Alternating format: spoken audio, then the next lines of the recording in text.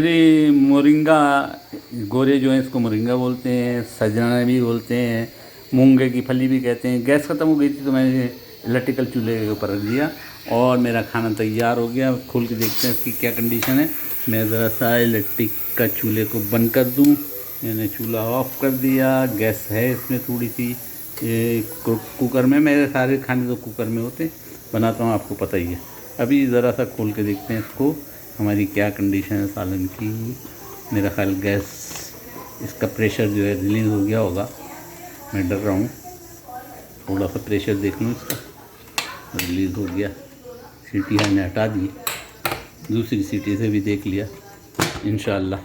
उफ, ज़बरदस्त, हमारा सालन ज़बरदस्त तैयार। और जैसे ये सालन अब ये उबलना बंद होगा तो इसका रंग ऊपर आएगा, आ रहा है, देखिए तेल का रंग आ रहा है ज़बरदस्त। तो इस फली को, ये फली को आप देख सकते हैं अब गल चुकी। सिर्फ 5 मिनट लगे होंगे मैक्सिमम। ये गल चुकी।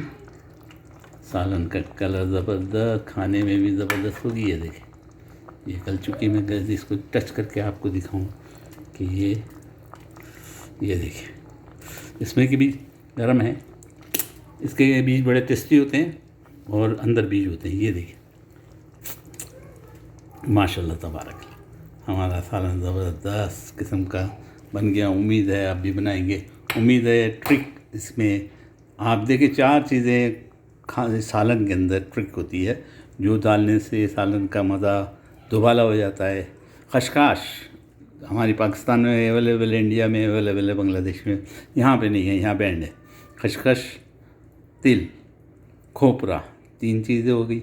और चौथी चीज़ जो है वो हमारे मसाले ज़बरदस्त होते हैं। तो इसमें खोपरा हम डाल सकते हैं, तिल डाल सकते हैं, खशखश डाल सकते हैं। हाँ, चौथी चीज़ जो है वो बादाम लीजिए 5, 6, 8, 10 और उसको अपने मिक्सर ग्राइंडर के अंदर उसके पॉट में पीस लीजिए। और पीसने के बाद उसमें खोपरा 1 चम्मच डालिए, खाने का 1 चम्मच, और उनको भिगो दीजिए। पानी को भिगो दिए, उसी पानी को फिर के साथ उसको इस्तेमाल कीजिए। और मुमकिन है तो उसमें खशखश भी डालें, खुशबू भी ज़बरदस्त आती है। और खोपरे में मज़ा, टेस्ट बदल जाता है सालन का। और खशखश में बहुत ही मज़ा आता है। तो ये तमाम चीज़ें डाली जा सकती हैं। इंशाअल्लाह इसकी रेसिपी कोशिश करूँगा, मैं लिख दूँगा।